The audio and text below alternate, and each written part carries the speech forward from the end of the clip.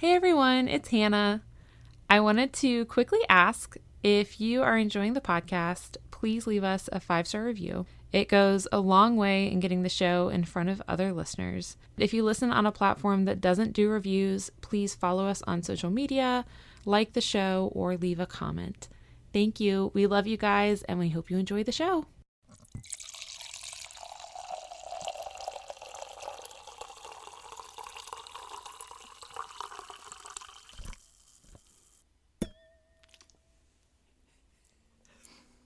That's the best we could have hoped for. That was amazing.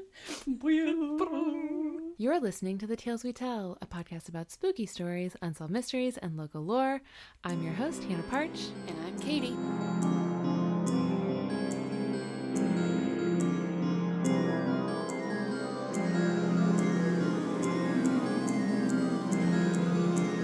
Welcome back.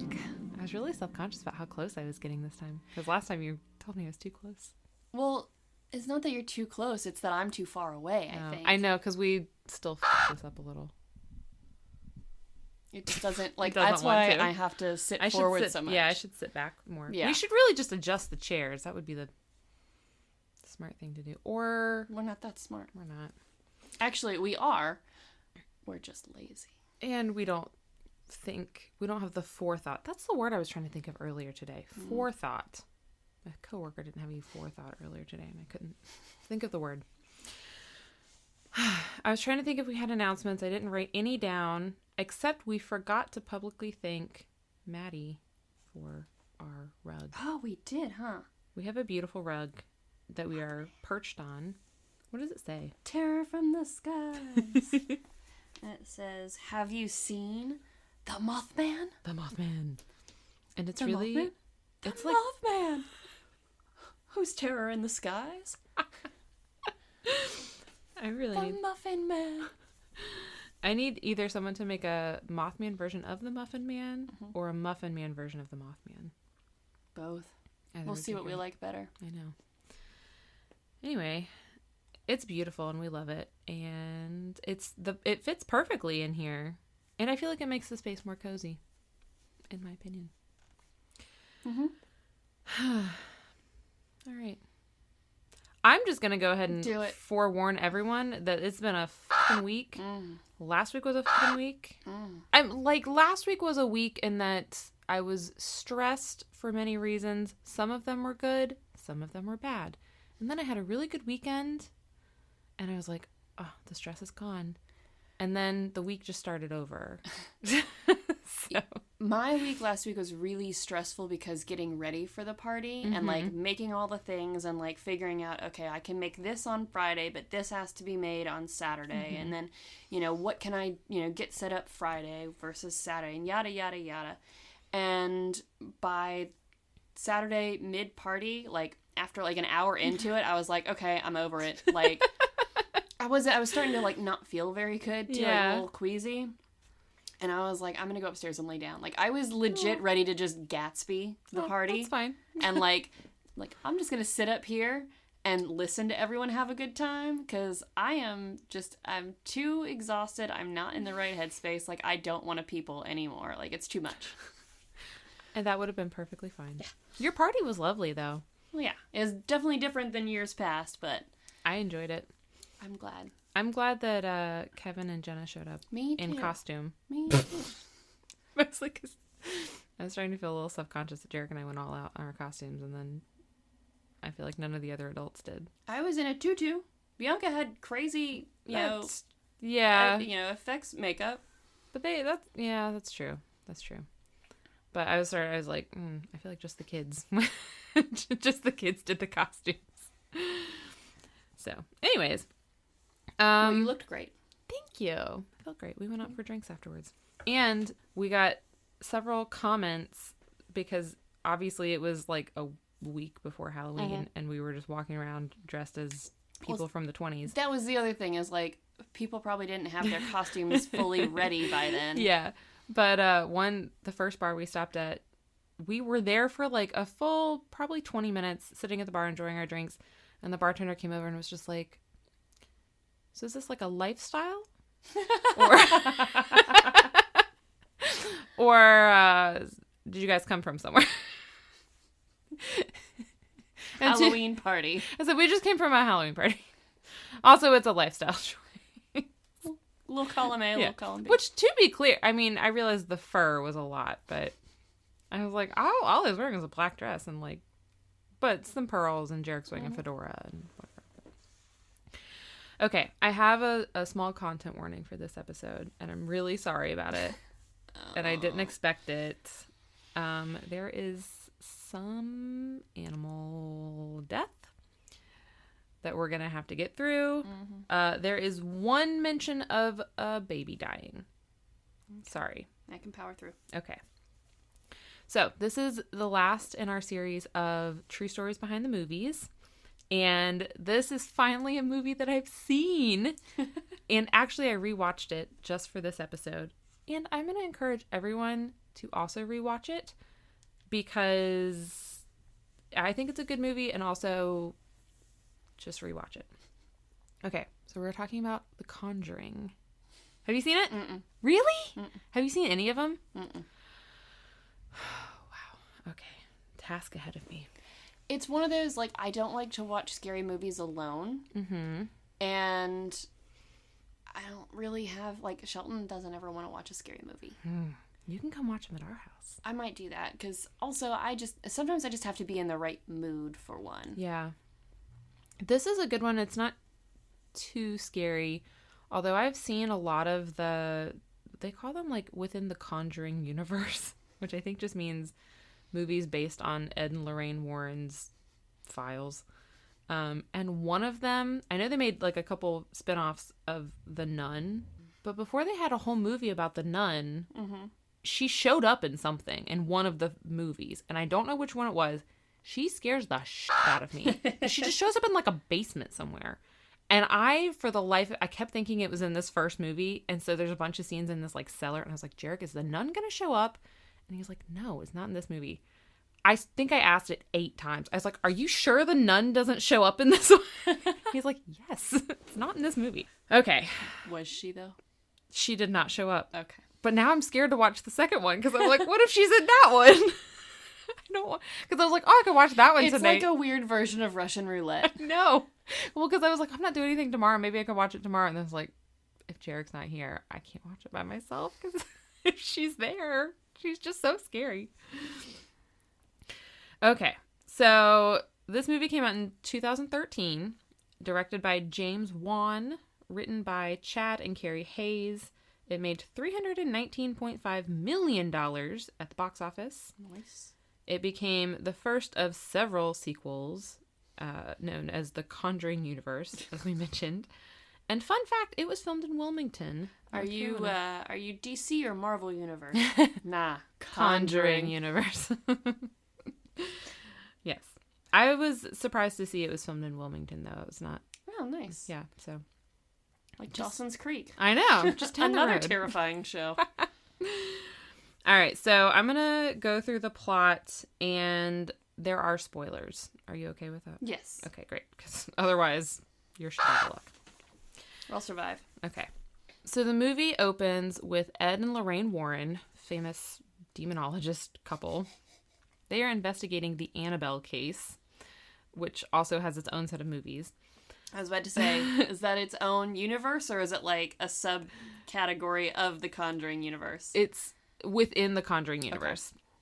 Okay. Under the Conjured umbrella. Yes, under the umbrella of the Conjuring, yes. So they are essentially explaining to Annabelle's owners, or whatever, how a non-human entity can use an object as a conduit in order to try to possess a human. So they're like, oh, there's something that's attached itself to Annabelle. It was never human. They can't possess objects, which that doesn't sound right to me, but whatever. Annabelle is an object. Well, they said she wasn't possessed. She was just being used and manipulated because they can only possess people. Gotcha. So that comes into play. Okay, cut to 3 years later. The Perron family moves into a large farmhouse in Harrisville, Rhode Island. Now, the Perron family is big. So there's Carolyn and Roger, and then there are 5 daughters. Andrea, Nancy, Christine, Cindy, and April. Okay, so they move into this house, like classic start of a horror movie. The oldest girl, she's like, oh, why are we here? I miss my friends. Drama. Their dog, Sadie, refuses to enter the house because she is smart. Mm-hmm. And so for whatever reason, they're like, fine, you can just stay out here. Would never do that. Oh, it gets cold up there. I know. And also, she's not an outside dog, I assume. The following morning, Sadie has died for no apparent reason. So that's the first big thing. Also, the house is notably very cold, and Carolyn begins waking up with bruises that she can't explain. Same. It's called ADHD. Well, she, I think, eventually goes to the doctor and is like, oh, it's an iron deficiency or something. Same. They find a creepy cellar that had previously been boarded up. And don't leave it boarded up. Yeah, they don't question. Boarded up for a reason. They don't question why it was boarded up. They just unboard it and go down there and mess with everything. Christine, one of the girls, so the middle girl, she begins experiencing something pulling her leg while she's sleeping. And initially she thinks it's Nancy, her sister, but it's not, obviously. Everyone has kind of noticed a bad smell in the house. They don't really know what it is. Cat urine. That's what I'm currently. I like that you're just like you're like implying that your house is also haunted. You're like, I also wake up with bruises. My house also smells bad. No, I'm real mad about it. That's okay. That's fine. The clocks all stop at 3:07 a.m. And they're all, of course, analog clocks, not digital. Mm-hmm. That's the word for it, right? So how do you know it's 3:07 a.m.? Do they work? Well, that's true. Through the afternoon? Is it like, 3:07, now it's 3:08? Well, they all stop at 3:07. I'll say that. Who knows? I don't know. April, the baby of the family, has made a new friend named Rory. And she has found this like creepy ass toy thing that's like a music box. I hate creepy music box music. I know, but it's got like a mirror on the inside, but it's got like it's like a swirly mirror. It's also like a Jack in the Box. There's like a little clown that comes in and out, and it plays music. And she says, when the music stops, you see him in the mirror behind you, which is not at all how you want your friends you don't want to see it to appear to you. Okay, so all of these kind of creepy things are happening. There's also a really creepy scene where the girls play this game called hide and clap. It's like hide and seek, but to find people or whatever, you have to clap. Mm-hmm. Yes. And the mom is playing with April because they're the only two who are home. Mm-hmm.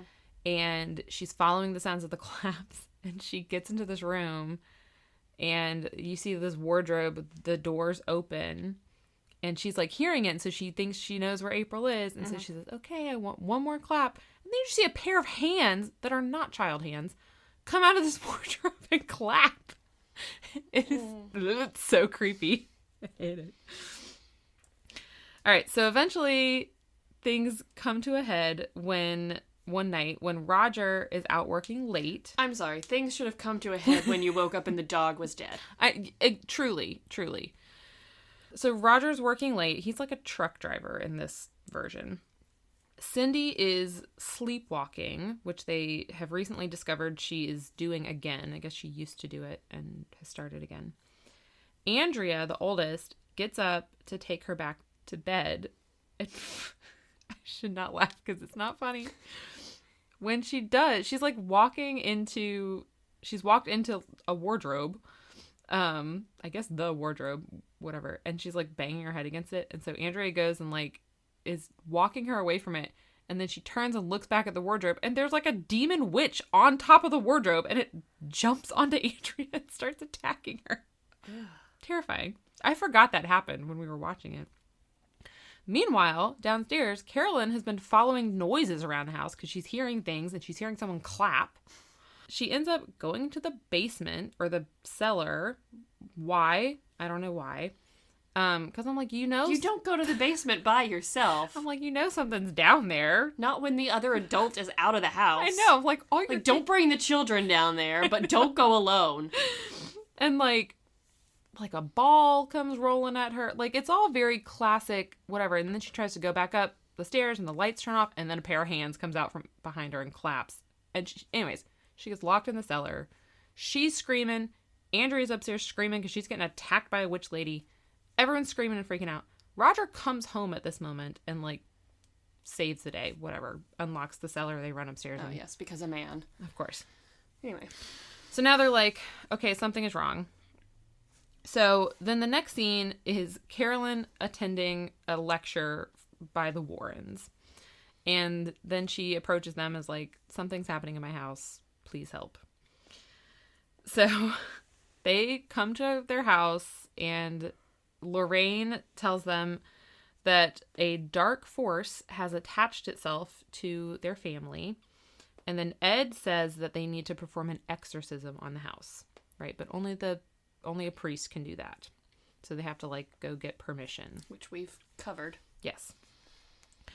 Meanwhile, the Warrens do some research on the house and they find out that an accused / actual ? Witch named Bathsheba used to live there. They are really liberal with this. They're just like, a witch named Bathsheba used to live here. She sacrificed her week-old baby to Satan, according to them, and then hanged herself from a tree in the yard at 3:07 a.m. Why they would have the exact time of death in these, like, 18th century documents, I don't know. So they're like, okay, this is obviously, like, the evil spirit in the house. Okay. The Perrons, meanwhile, have left their house and gone to a motel. Question. Yes. You said the presence has attached itself to the family. Yes. So does that mean the family can run, but they can't hide? Mm-hmm. Okay, so hotel, motel, don't matter. Yes.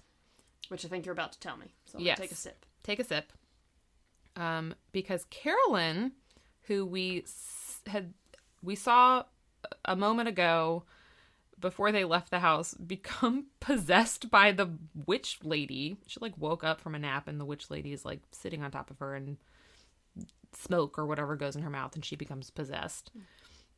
So Carolyn's now... A la Supernatural. Yes. Carolyn is now possessed by who we presume is Bathsheba, has taken Christine and April and drove back to the house with them. And so someone calls the Warrens and they're like, our mom just took 2 of our sisters back to the house. So everyone goes back to the house. They've already done like an investigation in the house. They have cameras or whatever set up. Mm-hmm. Anyways, lots of stuff happens. Ed, of course, is like, I have to perform the exorcism myself. There's no time to wait for the priest to get here. And for all the political, the politics of getting an exorcism approved. Yes.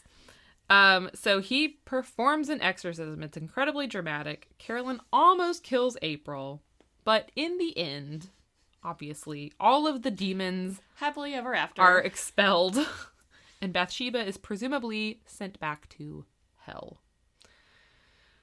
And then, like, the presumption is... And then there were no more demons in the house and everything was fine. They were able to continue living there. Yes. So, this is an interesting one because it is based very closely on a true story. Which, like, I think everyone kind of assumes because the Warrens are real people. Mm-hmm. But I'm going to tell you about it. I will tell you that Andrea Perron, the oldest daughter, has written 3 books on, like, cataloging her story about this. Huh. It's called House of Darkness, House of Light. 3 volumes. They are each 500 pages long. Jeez. I would argue there could be one book. there's a lot of detail. Very verbose. Yes, I read most of the first one, and she could leave out a lot of stuff. But if you want a really, really, really, really, really detailed version of their whole situation, truly a saga. Then. Truly a saga. There's that out there. All right. So this is going to be my best attempt at the abbreviated version of that. Just know that a ton of other stuff happened that I obviously don't have time to put in here. Okay. Your first picture, if you want to look at it, is of the Perron family. Now, they did move from their home in Cumberland, Rhode Island to Harrisville, Rhode Island in January of 1971. And they had the names all correct. Carolyn and Roger were the parents. Mm-hmm. And then the daughters, their ages in 1970 were Andrea was 10, Nancy was 9, Christine was 8, Cynthia or Cindy was 7, and April was 5. They were a Catholic family, by the way. I'm shocked. Yeah. Which another thing, the movie... And how many of their middle names were either Anne or Mary? That's a great question. They called Andrea Anne a lot. So, who knows? Or Marie. Anne, Mary, or Marie. When I went to Catholic school, pretty much everyone's middle name was Marie, Anne, Mary. In the movie, it also portrays them as not being religious at all, because one of the things the Warrens ask is, are the children baptized? And they're like, no, we're not really, we didn't get around to that. We're not very religious. And they're like, you should get on that. It's very important for this. It's not. I think we are going to get Critter baptized. Ooh. Except we're going to do it in the creek up at the cabin. I love that so much. So, you know how Michael married us in our dining room? Mm-hmm. And you were one of the witnesses? Yes, I'm very proud of that. Just checking to make sure you're still witnessing it. I'm still very accountable for your wedding, yes. Or for your marriage, sorry. Yeah. And then you know how you married Luke and Nia, too. Oh, yeah. Well, we're going to be like, well, you got ordained online. Uh-huh. Does that cover baptisms too? And if not, can you also get ordained to perform a baptism online? I love that. And then we're going to have him come up to the cabin and we'll baptize Critter in the creek. Nice. You going to do a full dunk or are you going to sprinkle? I think we're going to sprinkle because it's very cold. No, fair. That's fair. Nice. I love that. Baptisms in creeks. Mm-hmm. Cricks. Crick. Critter in a crick. Critter in a crick. All right, it's about to get real sad for a second. I thought we needed some lightness. I appreciate that. It felt like we needed some, and I thought that was the appropriate little tidbit to throw in. I've also got a video queued up. Oh, good. So like just let me know when you're ready. I need you to look up something for yourself. Okay. Look up African Basenji. Oh, I know what those are. Oh, okay. Well, look one up so you can see one because they're cute. Yeah. Okay. Well, in 1968 or 69, they're so cute. Somewhere around there, the family got one of these puppies. Very cute. Yeah. Cute little curly cute tail. So they get this puppy, and Carolyn is like, this is such a unique dog. We're going to give her a unique name. And she just came up with the name Bathsheba. And they called her Sheba for short. Sheba, I think, is a great name for a dog. Mm-hmm. And it's literally a species, or not a species, a breed of dog. True, this is true. The Sheba Inu, but also, you can sit there like the Queen of Sheba. There you go. Because also, the Basenji does have that kind of like royal, like just that very. Also, for anyone who doesn't know and hasn't had the opportunity to look up African Basenji, it's a type of dog. Oh, yes. I'm sorry. I don't think I mentioned that. Not everybody knows, like, every dog breed. Like, I think I said puppy, didn't I? You did. Oh, okay. You did. Sorry. But yes, I did want to clarify. Yes, it is a breed of dog. Yes, true.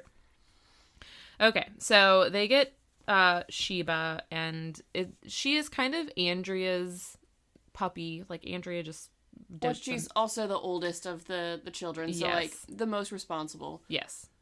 Real quick, sidebar, another little cute tidbit. Uh-huh. So you know how Walker does his chores? He puts his clothes in his dirty clothes in the hamper. He has a new chore. What is it? He feeds the dogs every morning. Oh. So, like, he'll actually go to the pantry and try and open it and, you know, like, demand to feed the dogs. And he goes to the dog food, and I give him the scoop, and I tell him which bowl. I'm like, that's Jory's bowl. And that goes, can you put that in Olive's bowl? And he knows what bowl to put it in, and the dogs just sit there and wait, mostly patiently. So cute. I'll get a video of it for you. Okay, I love that. Okay. So Sheba is Andrea's dog. Yes. Because, again, oldest, Oldest. most responsible. Yes. All right. So in the summer of 1970, which we're going to be in the summer of 1970 for a hot second here, all of the girls are taking Sheba for a walk. And Sheba gets startled by a car that drives by. And the way Andrea describes it in her book is she thinks it has, like, maybe cheerleaders in it or something with pom-poms, and Sheba was kind of either distracted or startled. Anyways, Sheba runs after the car and kind of breaks away. And Andrea freaks out, right, because her dog has run off. And so she calls for her to come back. And Sheba is a good girl. And so she stopped. She turned around to come back. But she's crossed the street at this point. So when she turned around to come back and cross the street, she got hit by another car. So a passerby saw what happened. The police station was like a block away. So this person rushes to the police station. The cops are there, like, thankfully, very quickly. And they see that Sheba is very badly injured. And they tell the girls, go home, run home to your mother. And as the girls are running home, they hear the gunshots. Because the police... It's so, like... Take it to the vet. Let them put it down. It's the way that they... Listen, the book was more descriptive in what the injuries were. And it... Yeah. I cried when I read that in the book. I was not expecting it. I get it. It's like, yeah, the gunshot it's quicker than getting it to the vet for, you know, like, so that Sheba won't suffer even longer. You know, fast and efficient. But don't let the kids I know. I'm like, oh my gosh. So, like, the entire family obviously is, like, incredibly devastated. Andrea in particular. Yep. Again, oldest, and therefore is, like, really, like, old enough to understand everything. Also, she, like, blames herself because she is the one who called her back. Like, Andrea's not doing well, right? Like, having a really hard time. Meanwhile, also happening this summer, a group of local boys in the neighborhood is just, like, causing trouble. This is when we just talk about how terrible youths are. Children are the worst. They're so mean. I know. And these are, like, from what I understand, ages 11 to 13, 14. Like, just, like... Yeah, the rotten age. The terrible age. That's when they're... I mean, I know they start being mean to each other. I mean, obviously they're mean to each other at 1 year old. They bite each other. But, you know, it's that, like, elementary to middle school is when they are just mean. And, like, I was, you know, looking at some of the pictures that I was putting away, I was seeing people, I'm like, oh yeah, there's, you know, my friend Margie, and I'm like, I remember sometimes some of our other friends and we would be so mean to her, and I don't know why.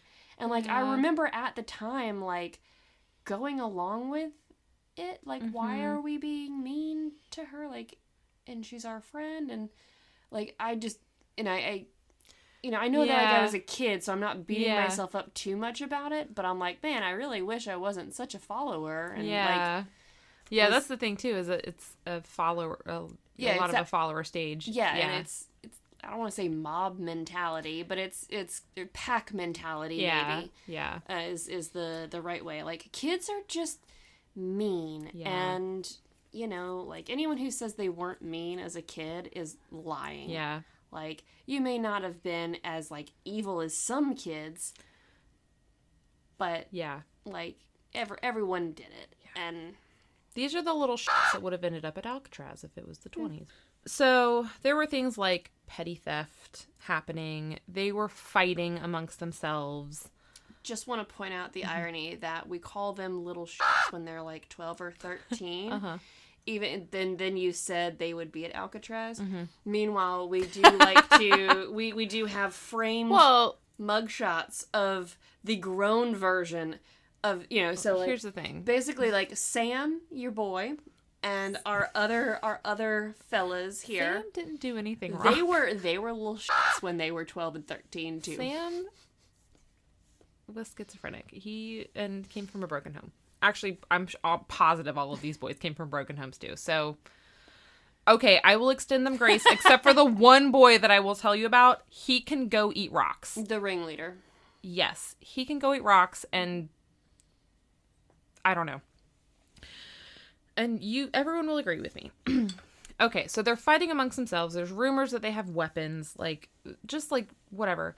And then there is an attempted sexual assault on a young girl by this, like, little group of also children.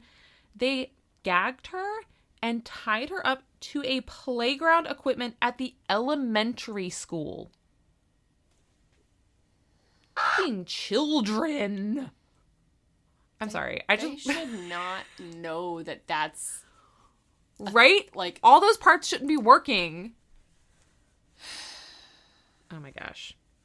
I'm like, part of me is like, okay, at least the world has, like, always been as terrible as it is. I feel like it's not, like, getting, maybe it's not getting super worse. I think it is, but it isn't.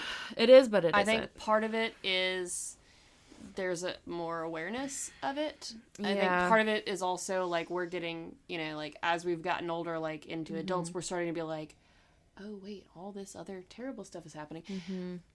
But, and, like, we're also talking about it. We're also getting more information because, you know, it's not just the 5 o'clock news or, you know, the morning newspaper. It's everything. It's kind of like we're getting all the news stories all the time. Like, we're getting overload. Like, we're hearing everything, but still missing so much. Yeah. And so I think part of it is that we're hearing more of it, but I think also part of it is, the world is getting worse. Yeah. Because I've had this conversation with my dad before, and I was like, specifically, I'm like, is it just because I'm getting older and I'm paying more attention? Is it because there's more just coverage and, like, the stories, like, there's more access? Mm-hmm. Or is shit getting worse? Yeah. And he's like, yeah, no, it's not, it's getting a little worse. It's not just, Yeah. It's, Anyway, so... Okay. They tied her up and gagged her. Yeah. And, like, I assume because it says attempted that she was saved at some point. So the Perrons had previously planned a little vacation for the summer, and so they leave and go on vacation to, like, get away from everything, get their mind off of this, like, tragic start to their summer and, like, the horrible neighborhood that they are, you know, living in, apparently. Roger's mom agreed to, like, kind of house sit. She would just go over and look in on the house. Mm-hmm. They also had 4 cats that she was going to go over and, like, feed. I'm so mad at my cat right now. So mad. Well, don't be too mad at her yet. No, I would, no. I'm not actually mad at her. I know. Because, like, she's old, but she's not that old. I know. Well, she's not working with me. I know. Work with me. if you've got a problem, like, let's work on it together. And she's like, no. No, we're not doing that. Middle toe beans, bitch. That's fine. Well, when they came home from their beautiful, relaxing vacation, they found their home completely ransacked and broken into. And one of their cats, whose name was Scrunch, That's so cute. had been brutally murdered. Of course. And of course, Andrea was the one to find him. Of course. All of their other cats were missing. I'm not going to tell you how the cat died because I know, and it's not good. They obviously called Roger's mom and were like, what the fuck? And she was like, I was just there a couple hours ago, and like, I locked up and all of your cats were fine and also there. They call the police, but like, what are they going to do? Yeah. A few days later, a neighborhood boy comes over, and this is apparently the one good child in the gang who like has a conscience, and confesses essentially what happened. What happened is that their next door neighbor, who was a 12-year-old boy, planned this entire thing, got his little gang of heathens to participate. They broke into the house, destroyed everything, killed Scrunch. They tried to kill, their other cat's name was Juliet, and I think she was Scrunch's mom. They tried to kill her, but she got away. She like fought for her fucking life and got away. They did eventually find, like, she came back and she was like injured but alive and okay. And then their other two cats, which were Siamese cats, they sold them. They just sold them to some lady who didn't ask any questions. Like, where did these 12-year-old boys get to cats? Yeah. So like, their two cats were gone. Their one cat, they now know how awfully he died, and like that their other cat had been like, you know, tortured essentially.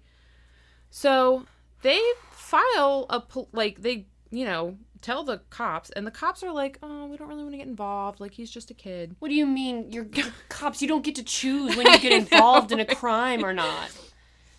This is one of those episodes where we gotta be mad at the cops. Yeah. So Carolyn goes next door and like confronts the boy's mother, who of course like denies everything. Although the boy came out at some point and he's like covered in cat scratches. And so she's like, hello, gestures angrily at child. So they pursue charges with the police. They charge him with breaking and entering, destruction of property, and animal cruelty. Mm-hmm. However, Andrea is impatient, and she cannot wait for justice to be doled out by our government. Yeah. And so one day... Justice is slow and vengeance is swift. Exactly. One day she finds him on the street. And by the way, Andrea's 10. This boy is 12. One day she finds him on the street, attacks him, breaks his fucking nose. Hell yeah. Hell yeah. And then tries to strangle him to death. Which I should not laugh at, but yeah. The way I imagined it, Andrea's having a rough summer. She's having such a bad summer. The way I imagined it is that scene from A Christmas Story where Ralphie finally snaps and is like, because there was like, oh, she was sitting on top of him and like beating the shit out of him. Mm-hmm. That's kind of how I imagined it, but then she starts like choking him until like an adult pulls her off. And like, obviously his mom then like filed. Because also, you know, like, she's 10. She's like, a I know that like girl. She knew what she was doing, and like she's old enough to understand death and everything, but like, yeah, she's old enough to understand death. She's just seen 2 of her pets die. You know, she's old enough to like understand what she's doing, but not old enough to like really understand and like have the forethought of what it would actually mean to take someone's life. Yes. All she knows is anger and grief and... Yes. You know. I do love that she did this.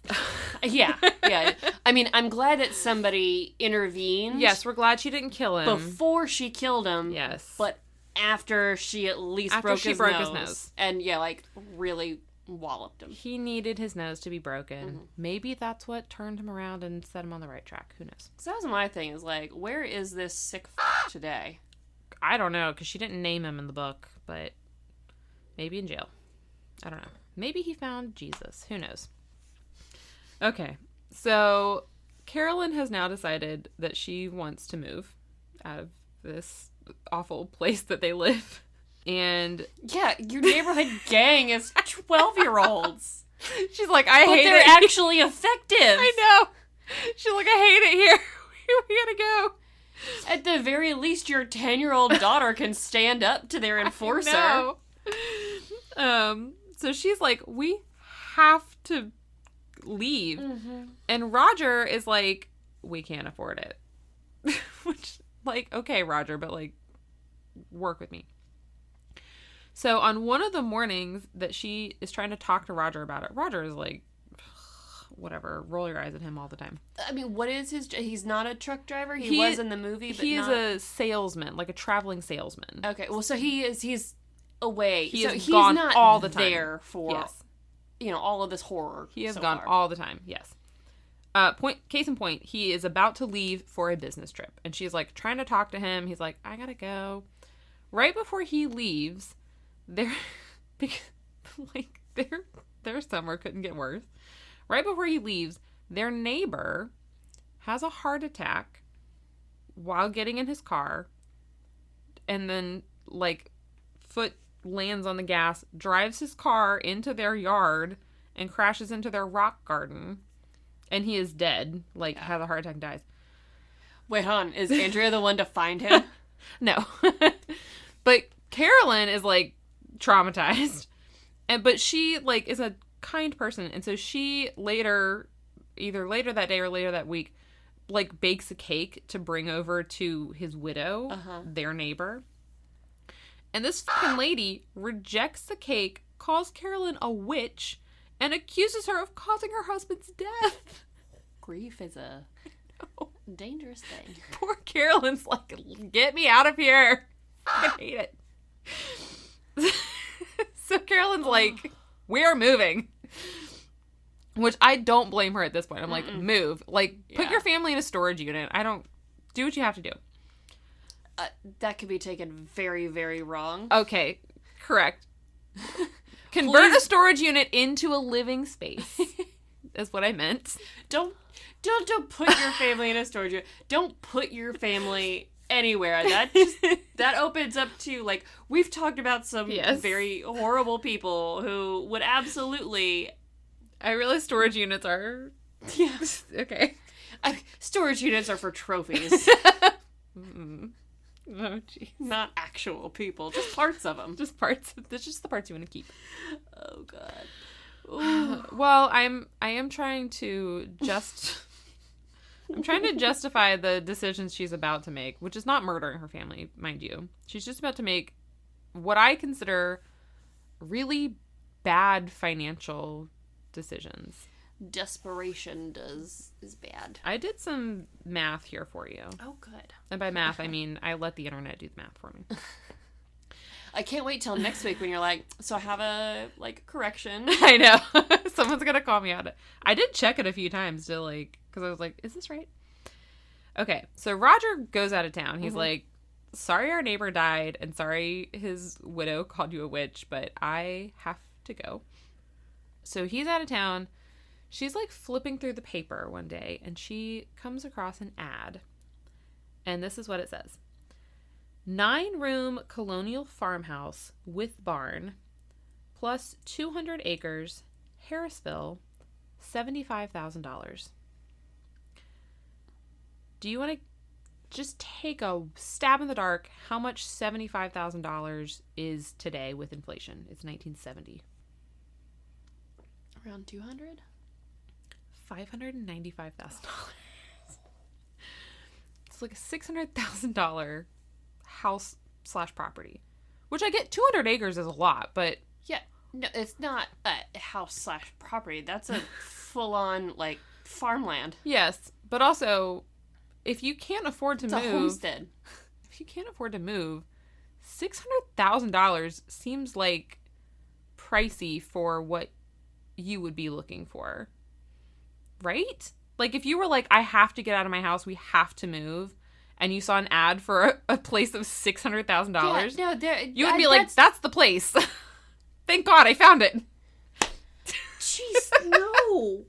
Gosh. Like, this is why I checked it a million times. I was like, surely that can't be right. But it is.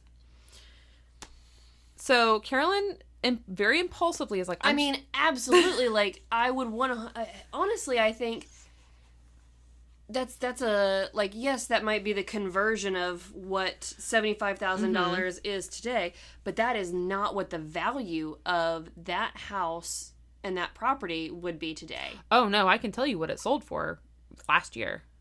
Tell me. Like $1.8 million? $1.525 million. Suck it. You were close. You're very close. I'm not good at inflation, but I am good at apparently valuing property. Yeah. A 9-bedroom farmhouse, a barn, and then 200 acres. Mm-hmm. Jeez. Well, also, I'm thinking about how our 20 acres, like, we, we didn't have any actual, like, I mean, no insurable structures on the property. It was 20 acres, and, like, we got that for a steal. Yeah. So. Well, so she's like, I'm just going to see it. I'm just going to schedule a little tour to go see it. So she goes and sees it the next day, immediately falls in love with it. Who wouldn't? I mean, like, yeah. Sure. Like, okay, everyone's all about, like, ooh, farmhouse chic, blah, blah, blah. And I saw the, like, realist Instagram reel, which was actually, I'm sure, a TikTok, like, 3 weeks ago. The other day, she was bitching about everyone wanting, like, the farmhouse aesthetic.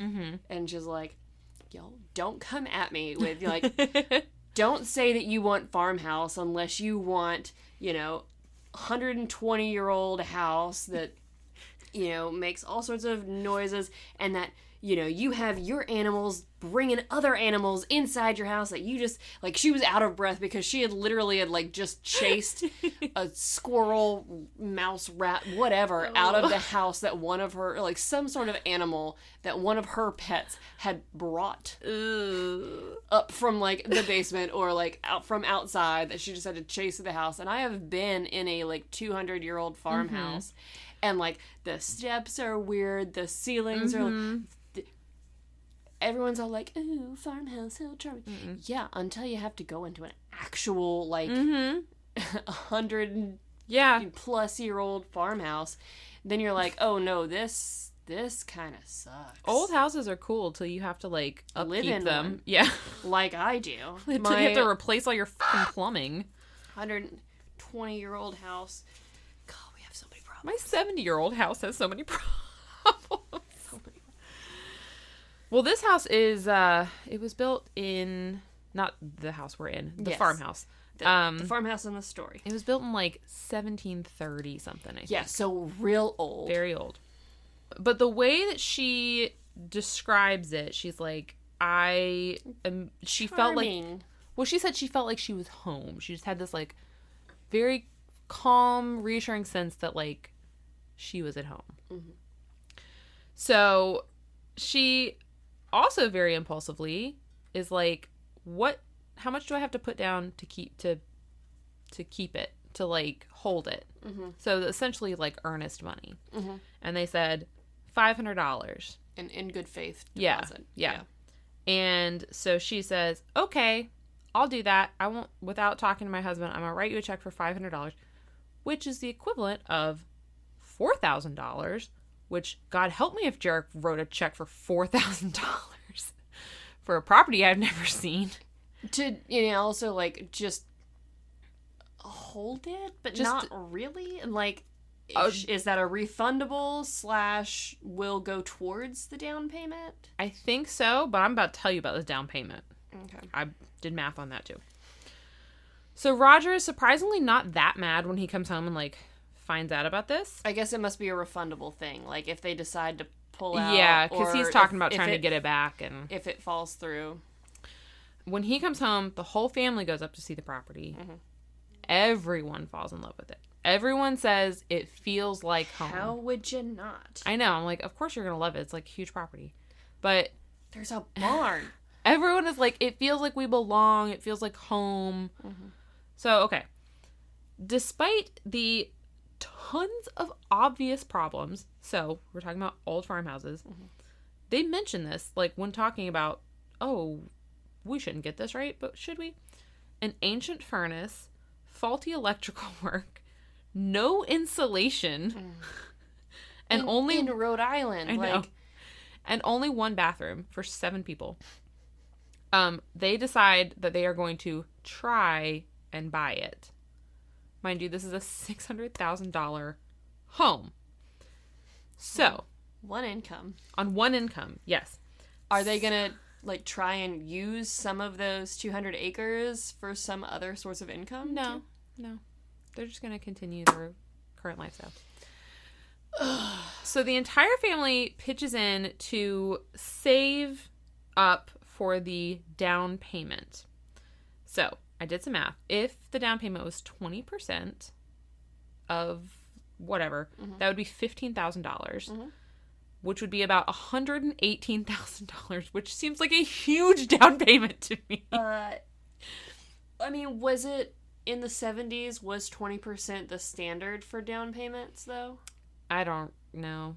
Because, I mean, that's more or less what it is now. Yeah. Like, you can do 10% with, like, PMI or, you know, and then there's... Yeah, we did much lower than that. So we did 20% on our house, but we put down, like, $6,000 on this house. We put down, like, nothing. Which, I don't know. I mean, we also got lucky that, like, when we were buying our house was, like, the time to buy. Yeah. And our house was, like, because of inflation, our house is worth, like, almost twice of what we paid for it. And we've almost got it paid off. Dang, look at you. Congratulations. I looked at how much of our house we got paid off today, and I got sad about it. We've only had it for 3 years, but still. Yeah, we've had ours for 7.5 years. Good for you, Katy. Yeah. That's really awesome. Yeah. We're very, very fortunate. We're very, very fortunate. But yeah, like, so also it helped that part of our down payment, because again, we were able to pay the full 20%. Right. Because we took basically, so Sheldon and his dad owned the house in Columbia. So he was able to, like, take money from that house. Oh. I forget what it's called. Like equity? I guess so. I think, like, yeah, but I think there's another word I think I'm looking for. Basically, we took money out of there to make our 20%. Gotcha.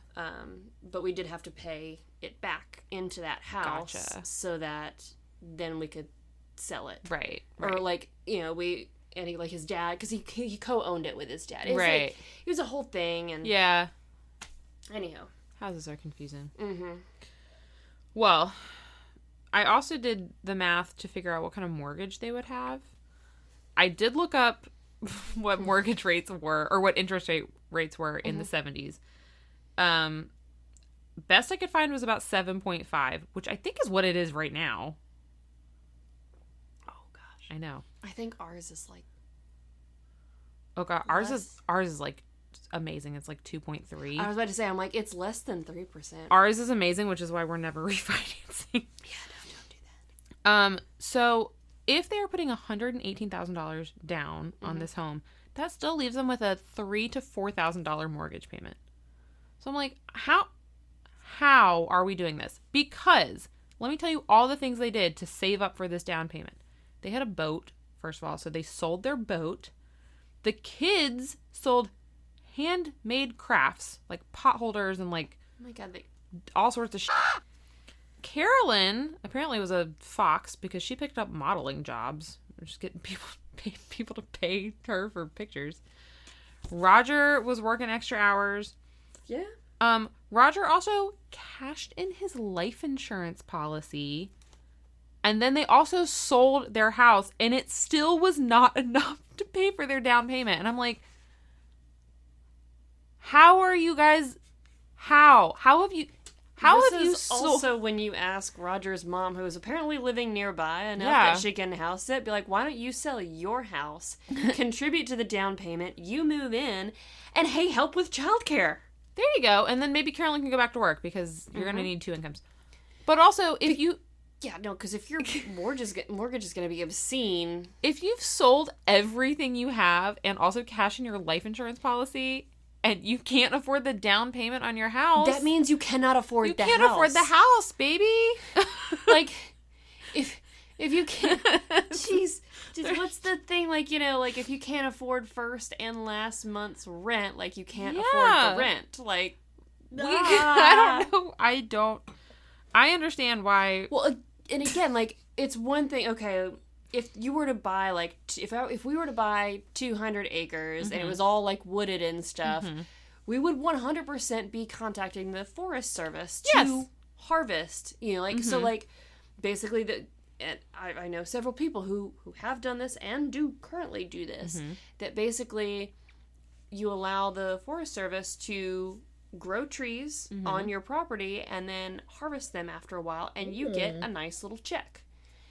And you don't have to do anything. All you have to do is, you know, like you're just not allowed to mess with any of their trees. Right.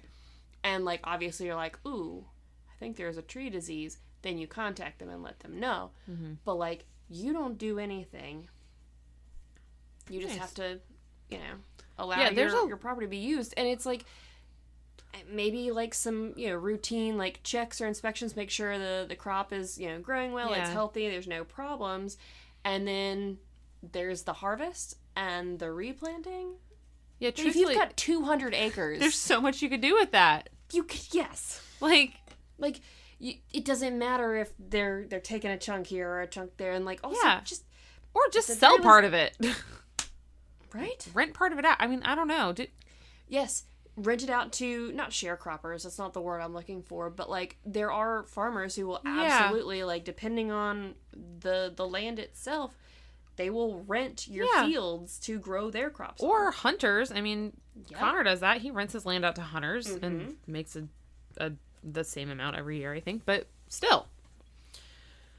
So anyways, they have done all of this. They have made what I consider an incredibly foolish financial decision. But in December of 1970, so at the end of this hellish year, they close on the house. Oh, and I forgot to mention Mr. Kenyon, who is the current owner of the house. Oh, the second picture is the house. You can see it. Oh, sorry.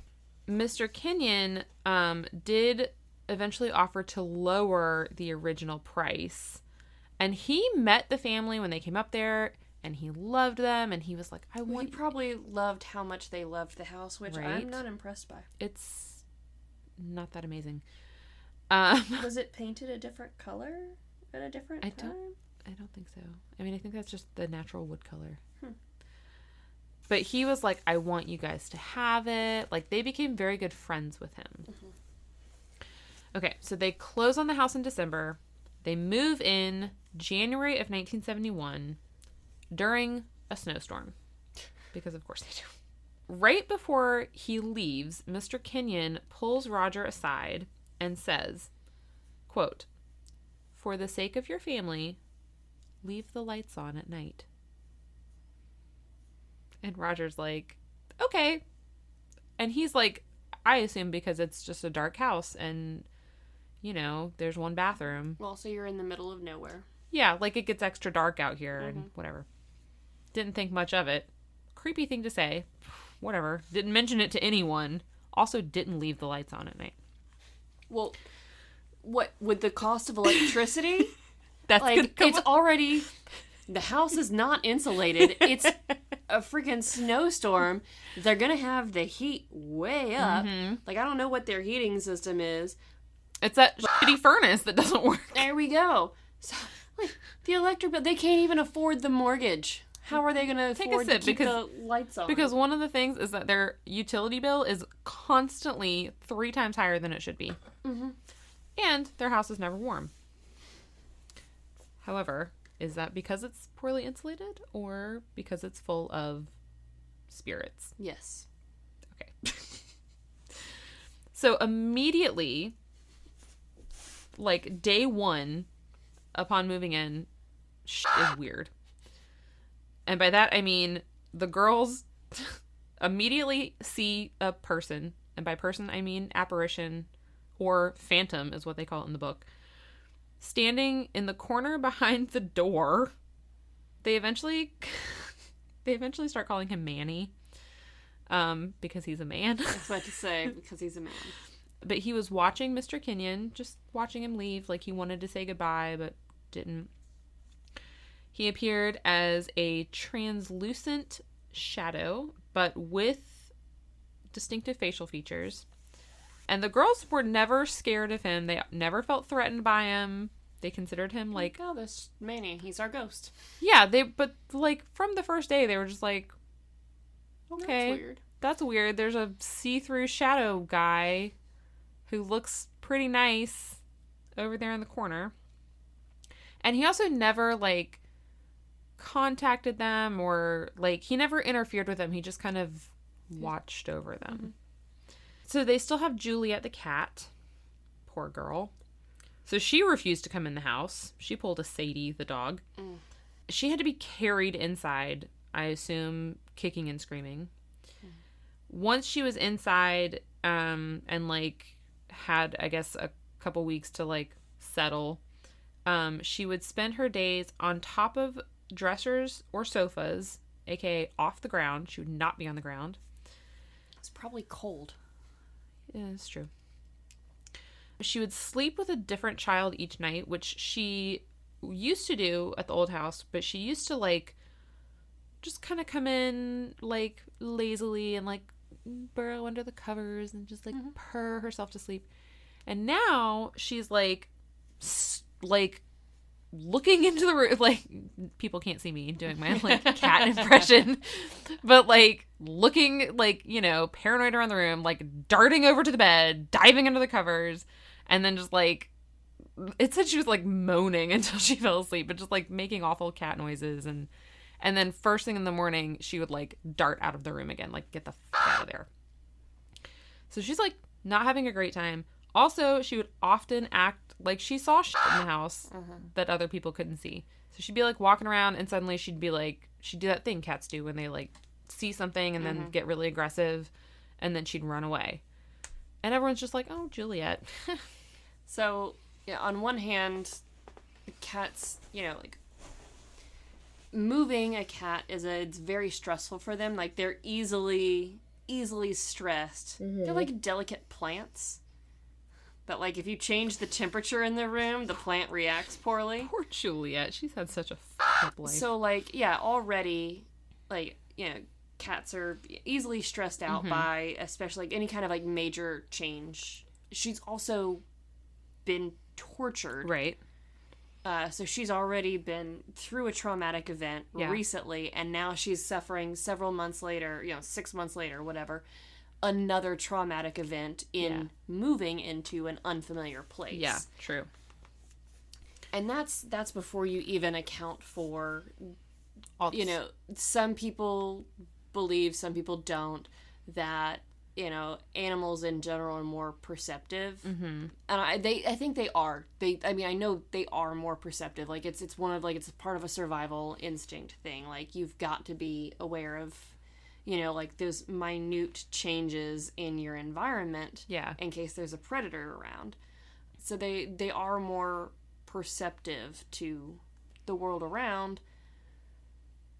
But are they actually seeing ghosts is, like, the question. So, like, how much of this is just poor Juliet's trauma and being very sensitive to her new environment, and how much is Juliet seeing spirits? I have an opinion based on everything else I'm going to tell you. All right, so the front hallway was also just hella creepy. Everyone was really uncomfortable there. Everyone always felt like they were being watched when they were in this hallway. And yet they felt at home when they first, they were all like, so in love. This is like a very contradictory home. They eventually got another dog who was a German Shepherd Lab mix. Her name was Jennifer Rebecca. Okay. Possibly the worst dog name I've ever heard in my entire life. Best dog name. What are you talking about? Jennifer Rebecca? I hope they called her by her full name every time they spoke to her. They absolutely did not. They probably called her Jenny. They better have called her Jennifer Rebecca. Or Becca. Jenny Beck? Jenny Beck. I'm still Jenny from the back. Oh my gosh. So Jennifer Rebecca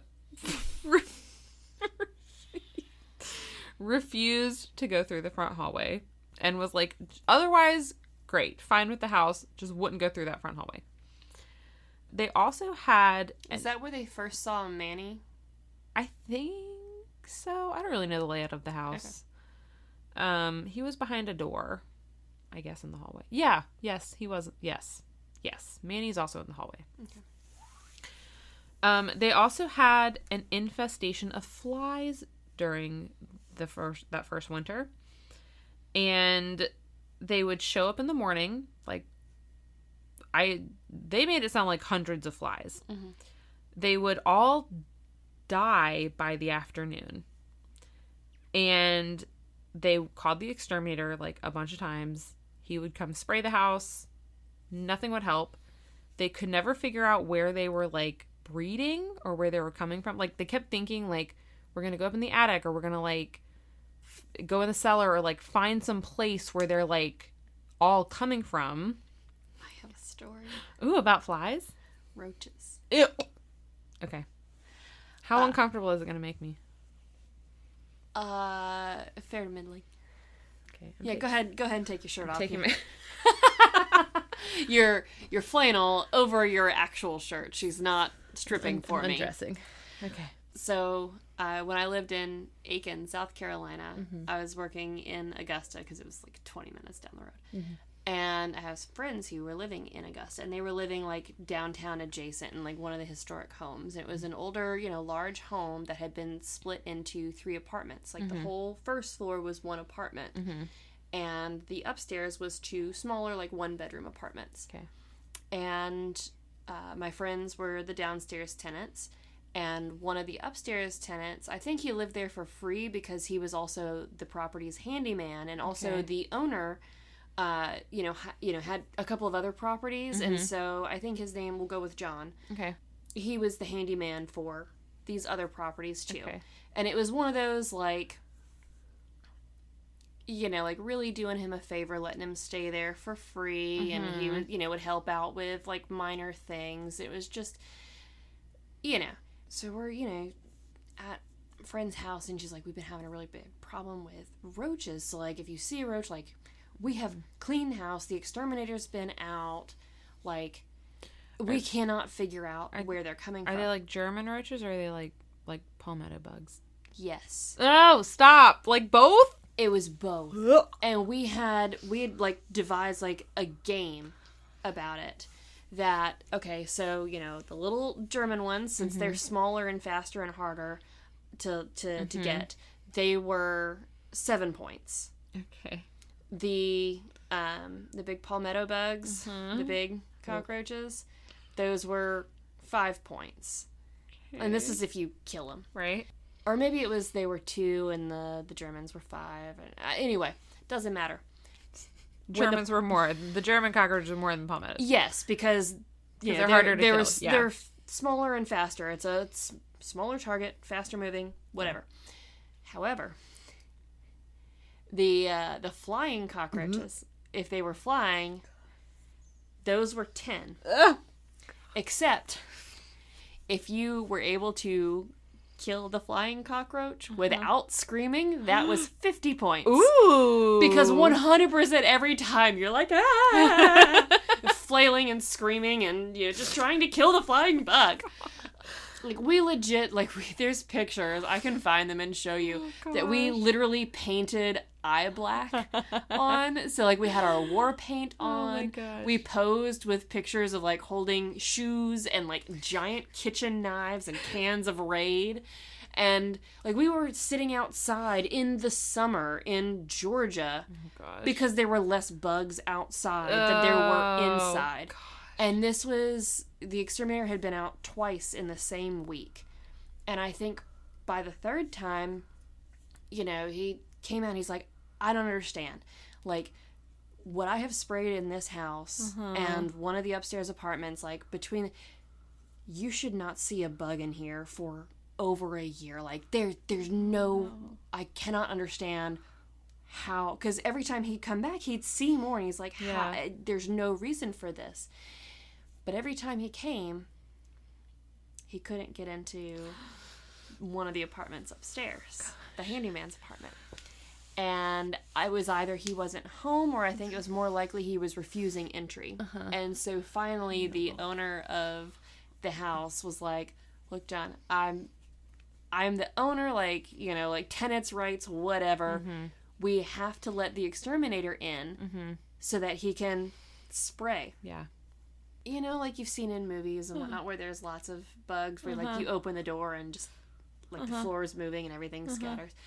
Apparently there was a refrigerator that was like unplugged and the door was open. Gosh. But there was still plenty of food, or what was once food, in there. Gosh. So basically his entire apartment, like the walls were moving. Oh my gosh. Was so infested that I think, you know, like, he finally was like, I'm sorry, Bob, like, I have got to evict you. Like, you are creating a problem for my other paying tenants. You're describing the scenario in which I would try to spend $600,000 to get out of my living situation. So I think, inevitably, I think my friends had to spend a night or two at a hotel or like with some other friends or something while they full on fumigated the whole house. Oh my gosh. Oh. So, you know, a couple hundred flies or whatever every day is whatever compared to, I know, the hundreds and hundreds, the hordes of roaches. Jeez, give me flies any day. I can't. Oh, we've been getting. I mean, I've forced our exterminator to come out a second time because I'm neurotic about the water bugs, and they, you know, it takes like a couple days after the exterminator comes. Well, you were locked out of our house accidentally when I was frozen in fear with the water bug in our kitchen. Like, there was one in the bathtub the other day, and I had to wake up Jarrett because he was still asleep. And you gotta call Benny. I know, I might. The only time I ever see roaches in our house, 98% of the time they're already dead. That's nice. And I only ever see them, dead or alive, right when Benny's due. Because he comes quarterly. Yeah. And he calls us. He calls Shelton. He's like, hey, you're due for a spraying. When works for you? And so the only time we ever see bugs in our house is right there at the end of the quarter, right when Benny's due. And most of the time, they're already dead. Yeah. Other than that, it's fruit flies, which we never used to have a problem with because I don't eat fruit, but my kid inhales Your kid is a fruit. I mean, like, you know. He might be. I don't know. He's a peach. The way he says, bye-bye. Bye-bye.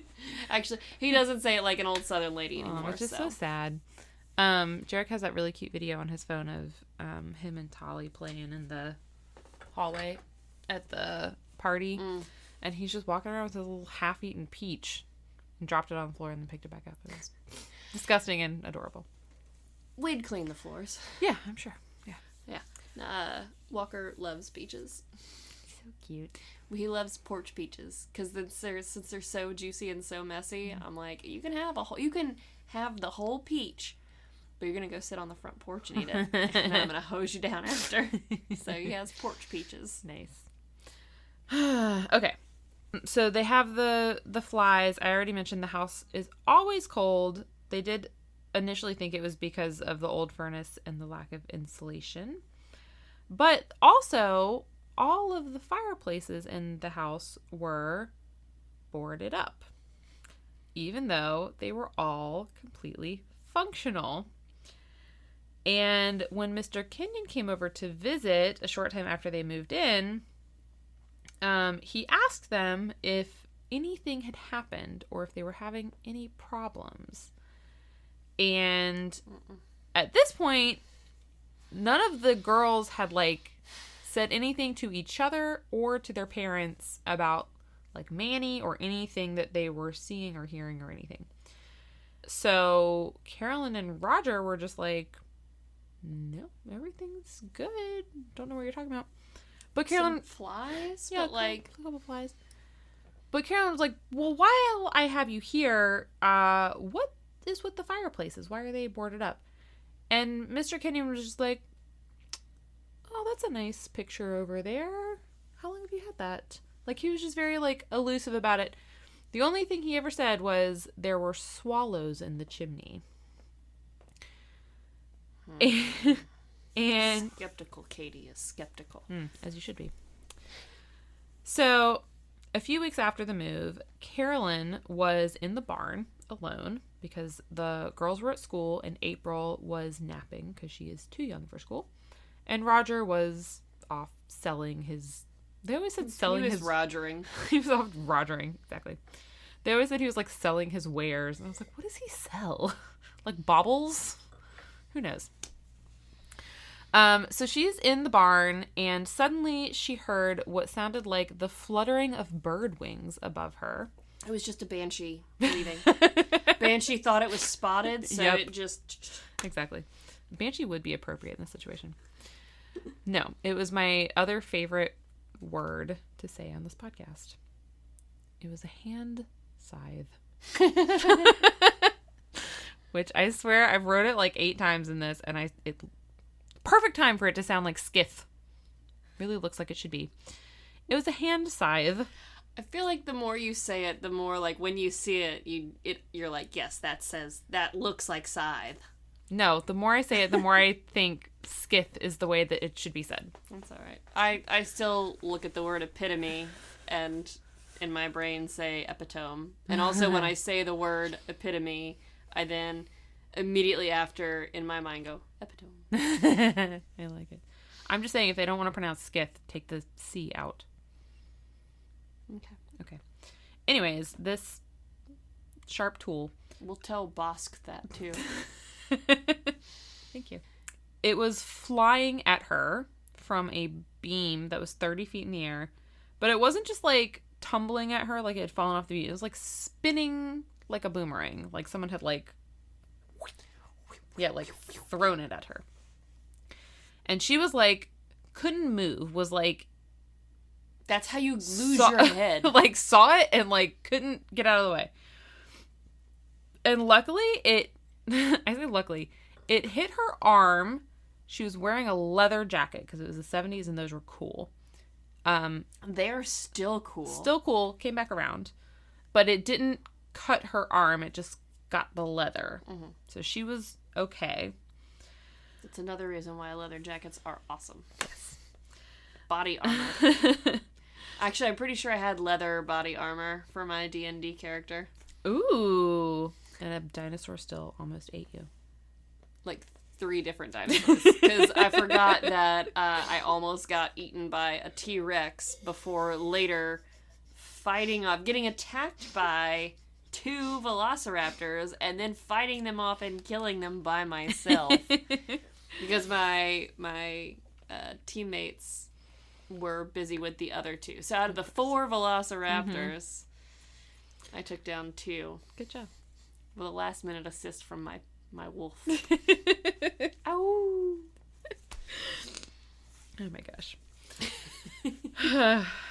All right, so there's a whole video of me chronicling my great defeat. If Jarek hasn't made you watch it like 20 times yet. I've seen it, don't worry. Me and several other people have seen it. Oh, yeah, no. I'm going to be out somewhere in town one day, and someone's going to be like, hey, Dorcas. It's going to be one of his friends from one of his D&D friends. And I would be like, huh? Yeah. And like, you did a great job killing those velociraptors. I saw the video, and I'm like, I'd be like, I'm just trying to enjoy this craft beer, sir. I don't know what you're talking about. I've never played that game before in my life. I will totally own it. Like, no shame in my D&D game. Oh my gosh. But I just... He was so proud of you. That's what it was. He was just so proud. That's why. He's like a proud dad. Well, I mean, I had a lot of fun. And I was like, I'll get into it for sure. I'll do my best. Because I enjoyed the storytelling aspect of it. And I think I mentioned before that, I'll absolutely play again. We've still got to finish our game. Yeah. But I think I would enjoy even more just watching and, like, listening to seasoned players. Because they already know all the rules, what they can and can't do. Yeah. So I just really enjoy that storytelling. Obviously, I enjoy storytelling, so I'm going to let you get back to your story. Oh, okay. So, not long after this incident with the scythe, Carolyn is like, I'm over this shit with the fireplaces. I'm going to get one of them to work because the house is always fucking cold. And also our electric bills are crazy high. And, like, they're stupid high. The house isn't even getting warm. So, like, whatever. So, she takes a crowbar to one of the fireplaces. She successfully gets it unblocked or whatever. That's when also you need to call the home inspector out to make sure that A, you've got the fire brick, and B, that the chimney is stable. Yeah, and I guess she said that she did, like, ask, I guess when they were buying that, like, she's like, are all of these, like, functional fireplaces, like, good chimneys? And they said yes. Yeah, well, I'm sure they say a lot of things to sell a house. To sell a $600,000 house / property, which also, dude, $600,000 for that house, the barn, and 200 acres is a freaking steal today. It is. That's true. Still not a good decision, but... And to her credit, she wasn't like, I'm going to unblock it and then just start a fire. She was just like, I'm going to get it unblocked tonight. So she gets that out. It's, like, very messy. And so she's like, okay, I'm done. I'm going to take a shower. And it's, like, evening time. The kids are home. A neighbor has come over. Roger obviously isn't home. He's off doing his thing. So she goes up. She's a part-time single parent. Yes, very much. That's a major theme of the books, actually. That's me. I'm a part-time single parent.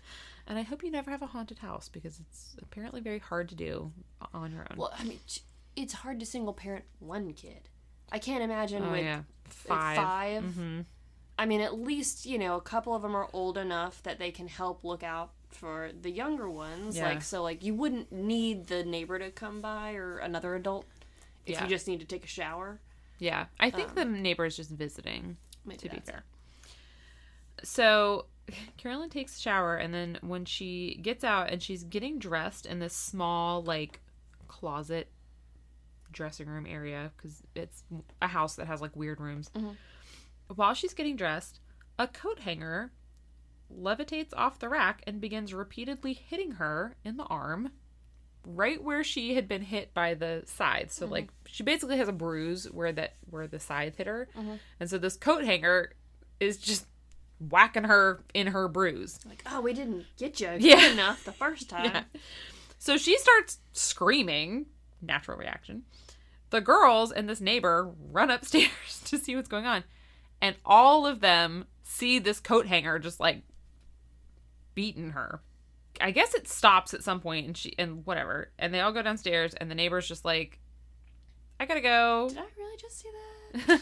Goodbye. Has the neighbor been to the house before? Yes. Okay. I don't think she's ever seen anything before, and I think they kind of imply that she stops coming around after this. Fair. Yes. Absolutely fair. I just didn't know, like, because, like, the Kenyons did they live there? Or yes. did they, okay, so they, yes. Okay, I didn't know if they just owned it, or if they, okay. Yeah. The following morning, they all wake up to a really bad smell in the house, and Carolyn said that she felt an evil presence in the parlor, which is where the fireplace was. And also, now, the pantry door keeps opening on its own. Yeah, our pantry door keeps opening, but I know the little demon that's doing it, so that's why I had to start locking. At one point, the pantry door is just, like, opening, like... Open, close. Yeah. And when Roger finally came home and, like, witnessed it happening, because, of course, Carolyn's, like, telling him all these things that are happening, and he's like, it's probably the floors. He's like, I think you messed up the balance of the floors when you did the fireplace, so it's probably that. So he... No. the little, the cat door. Yeah. To our laundry room where the cat's stuff is. I was in the kitchen doing a whole bunch of cooking and whatnot yesterday, and just the entire time I was in there, I could hear the click, click, click, click, because it's magnetic, and so, like, when the door opens or closes, the cat door, it makes a little click sound. So it just kept sounding like the cat was going, like... In and out? In, and then a little while later, going out. And I think it was just, like, the air... Oh, okay. Like, pressure changes. Like, it's just, like, it's all explainable. Right. But it was just, I'd hear the little, like, a little click. Like, yeah. Is the cat down here? Because I've been trying to keep an eye on, because she's got bladder issues right now. And... Yeah. Well, this is like a whole fucking latch. Yeah, thing. No, this is a different story. Yeah. Well, Roger's solution is that he latches the door and then he ties the latch with twine, and he's like, that'll fix it. And then the next morning he comes downstairs and the twine has been shredded, just in pieces on the floor. Juliet, maybe. Also the cellar door is now opening on its own, and the cellar door is like has a latch that's, like, I guess really hard, like sticks, I guess, and it's kind of hard to open anyways. And when it would open, it would just open a few inches, and it would always stop in the same place. And they said it was like someone was just peeking around the edge, just to peek out and look. And that was it. Oh, also, I should mention, these books, hard to follow chronologically. Sort of went chronologically, sort of jumped all over the place. So I'm doing the best I can. Fair. Okay. I'm thinking, so kind of like with the cat door. Because I think I might have had the back door open. I think it was potentially breeze or just pressure change. Because I don't think the AC or the heat ever kicked on or anything. So it's probably just airflow or just temperature or pressure or whatever would cause the door to make the noise. Yeah. And I'm thinking that, like, once she opened the fireplace, there was probably some air movement and then just, like, a change of pressure. Because, I mean, you know how it is. Like, you have one door open. And, like, you go open another door. And it just will fly out of your hands. I'm glad that that's what you think, Katy. You know me. I'm always going to go on the side of science. I know. So one night... Carolyn woke up at 5:15 a.m. and she knows this because the clock had stopped. And she woke up to find a grotesque old woman hovering over her. This woman was standing in her dresser. So, like, her dresser was next to her bed. The woman was, like, standing in it, but, like, not in a funny way, like, in a ghost way. So that she could, like, then lean over Carolyn. She had no face, but she had a head that was made of rotting flesh. Carolyn constantly described it as looking like a wasp's nest. Also, her neck was broken, so her head hung to the side. And she was leaning over Carolyn like she was trying to kiss her, but like a Dementor kiss. Yeah. Not like a romantic one. So Carolyn was screaming, but no noise was coming out. Roger wouldn't wake up. And finally, when Carolyn started to pray, the woman went away. So immediately, Carolyn gets up because obviously she's not going back to sleep. So she gets up and she starts writing down and, like, sketching what she had seen so she, like, wouldn't forget it. And then, like, a couple hours later, Andrea comes downstairs because it's more or less morning time.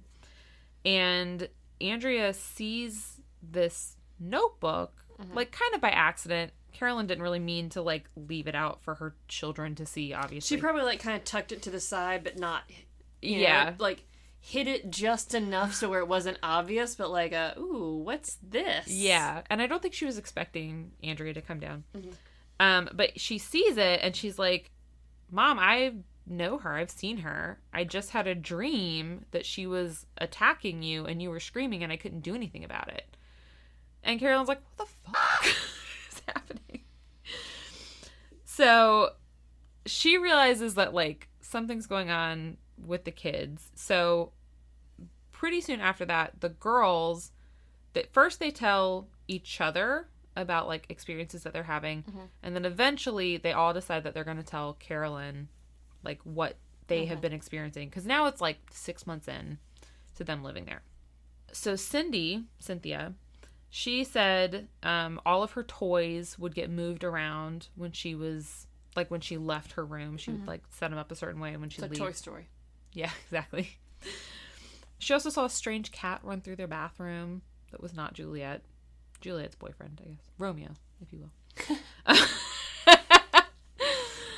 She also said her bed would shake at night and there would be a bad smell.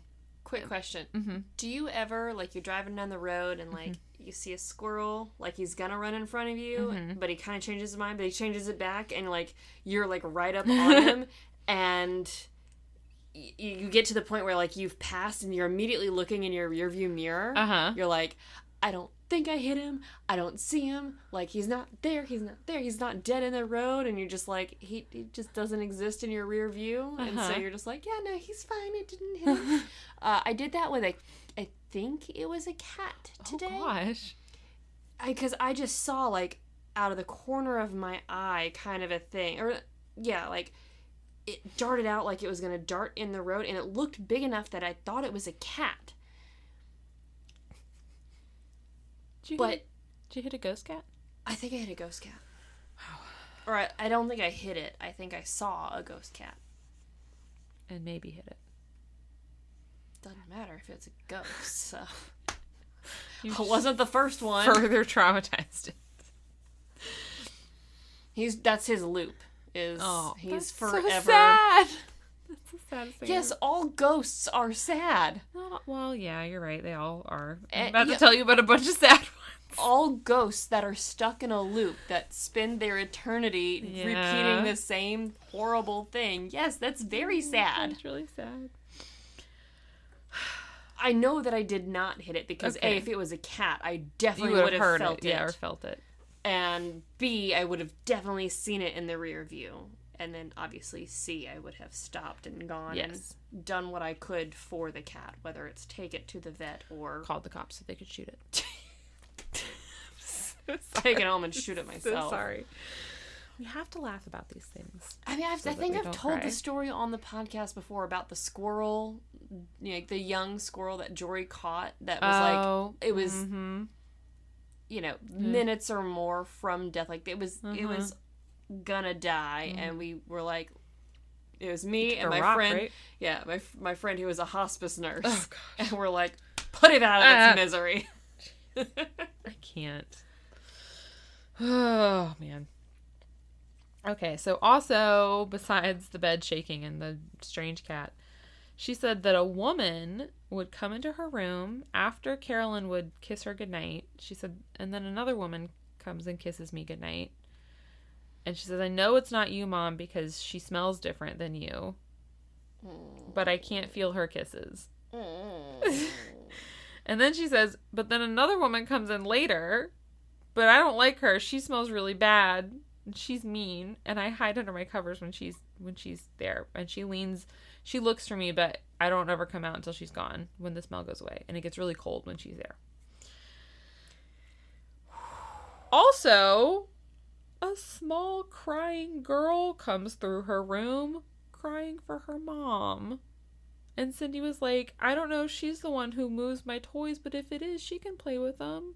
Oh my God. I'm like, Cindy, oh my gosh. Kids are both the worst and the best. I know. And this little girl that she saw would change clothes sometimes. Like, they would see her in different outfits. Which, interesting information. Nancy said that she heard footsteps outside of her door all the time, and also that her closet door would open.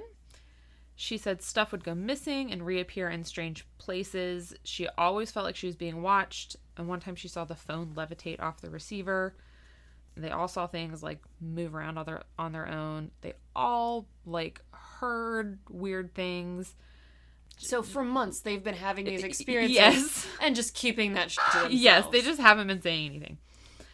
So Carolyn is like very distressed by this, and she's like, I'm gonna sell the house. Like, this is insane. We're gonna move.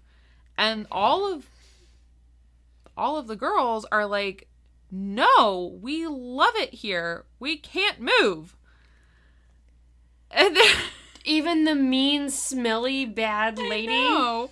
And they said that they would rather try to learn to live with the ghosts than move because they love their farm. That's not actually a farm because they're not... They're basically an ant farm because those fuckers don't farm. I think they did eventually get some animals. That was a Mitch Hedberg joke, by the way. Oh, nice. Roger, by the way, did not believe anything was going on because he was gone most of the time. I was about to say, he was never there to experience anything. Even when he did experience stuff, he was just like always finding something logical. Me. And it caused a lot of arguments between Carolyn and him, and that negativity would like feed a lot of the energy in the house. So like when they would be fighting, they would get a lot more activity in the house. There was one time when Carolyn was very randomly stabbed in the leg by a large sewing needle. Weren't expecting that, were you? No. There was a whole lot of random. I know. Research on the house that they did revealed the real life story of a woman named Bathsheba Sherman. This is so wild. She didn't live in the house, but she lived on a farm about a mile away, so probably still on their property. 3 of her 4 children died before the age of 4. So maybe it wasn't that girl changing clothes, but different kids. Oh, yeah, I didn't even think of that. Different ghost kids. She had been accused of killing an infant that was in her care, and the baby had been killed with a knitting needle. I know. She was eventually acquitted of those charges for lack of evidence, but like obviously her peers had already like convicted her in their eyes, like in the court of public opinion. Yeah. She had been convicted. One of the researchers described her as, quote, prone to violence towards her servants or farmhands. And like I read conflicting things on this. So they described her as like violent and like not pleasant. But then Andrea later, like there's this whole article where Andrea's like, Bathsheba was like wrongfully portrayed as evil and bitter, and like she was really just a woman who was wronged in her lifetime. And I'm like, well, you wrote in your book that she was kind of bad. Anyways, there were rumors in her own time that she had sacrificed, like that she had killed this baby, and it was a sacrifice to the devil in exchange for eternal youth and beauty. But she died in 1880. Who wants to live forever? Not me. God, no. No. No. No. Like... And she didn't. She died in 1885. Yeah. From paralysis due to a stroke. So, like, there is this, like, real person with, like, real rumors around her. Mm-hmm. And there's a knitting/sewing needle involved. Apparently, Lorraine Warren, when she eventually becomes involved, believed that Bathsheba was this evil spirit who was like targeting Carolyn. But like I said, Andrea later... Apparently Carolyn was pretty enough to be a model. She was. Part-time. And like they imply that like because Carolyn's now like the mistress of the house, that Bathsheba was like, bitch, I'm gonna get you. Yeah.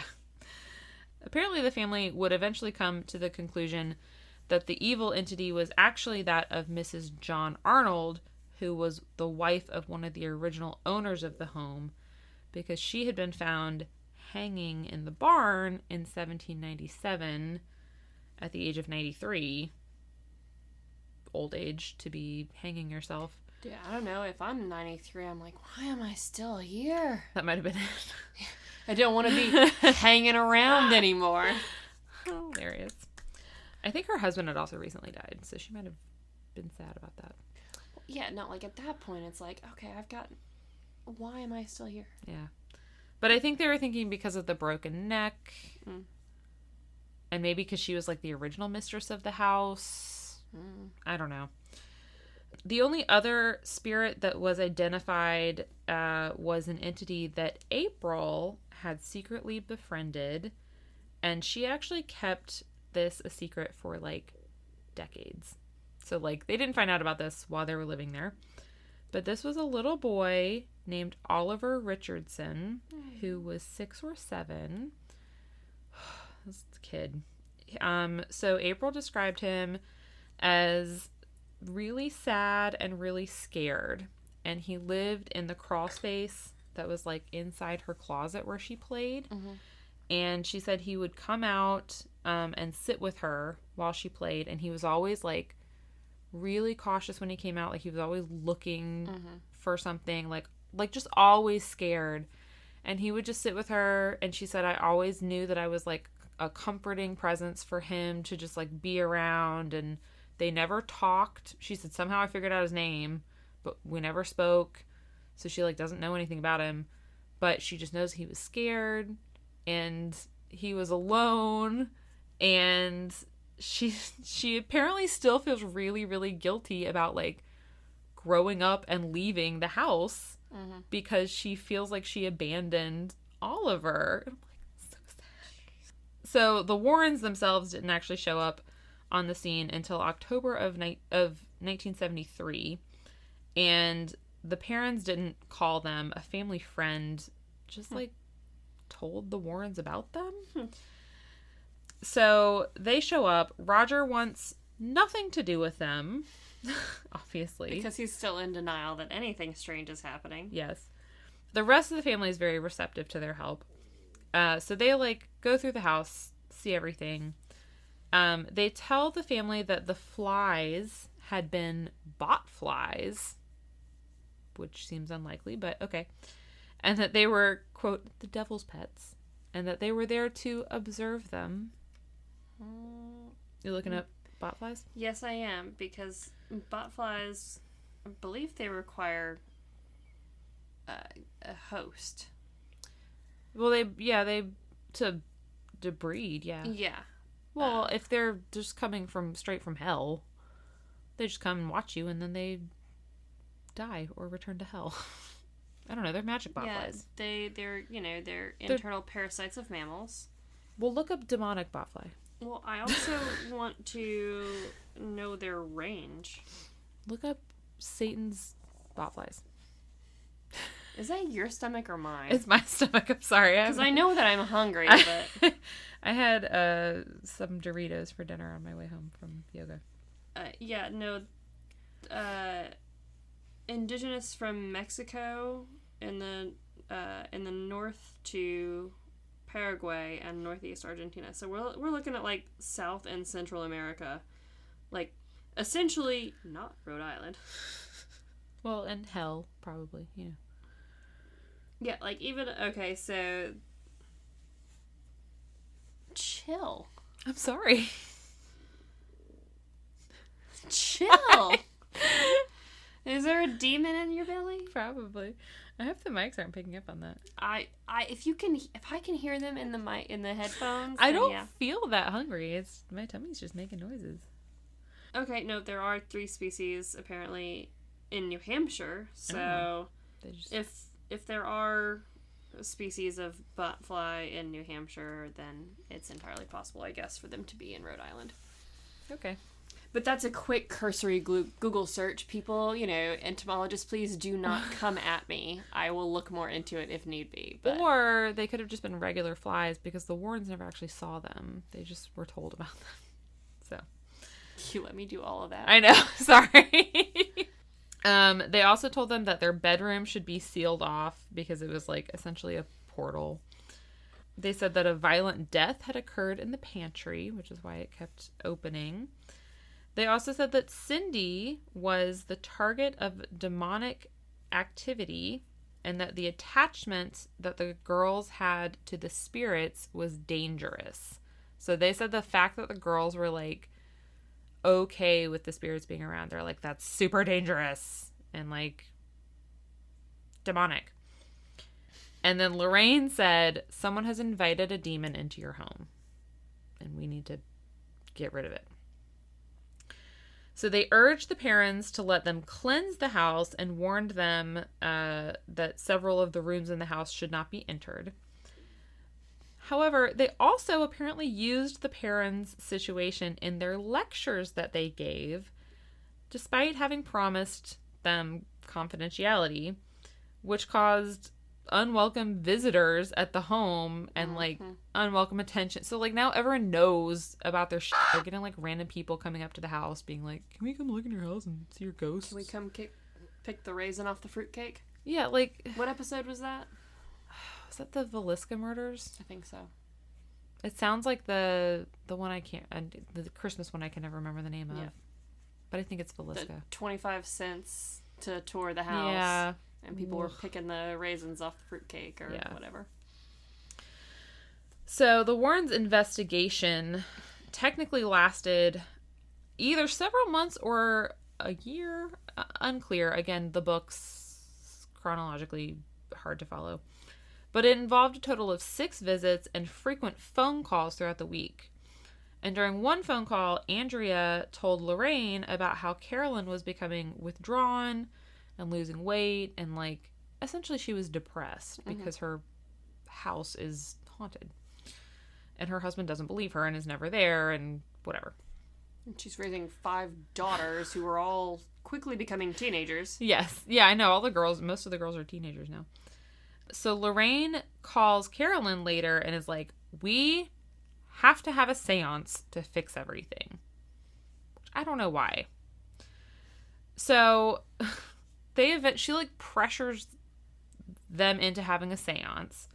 Roger, can you believe it, is not for the seance, doesn't want to do it. I'm surprised he's even in town. I think they like make him be in town. But the Warrens show up. They bring a medium, a shaman, a priest, and then a bunch of other people who they all walk into a haunted house. It's a setup of a great joke. I just haven't landed the punchline yet. They all set up audio and video equipment throughout the house. And then they all sit at the dining room table. They all hold hands. They turn the lights off. They light candles. Like, they very do the whole classic. The medium says a prayer. And then the table begins to shake.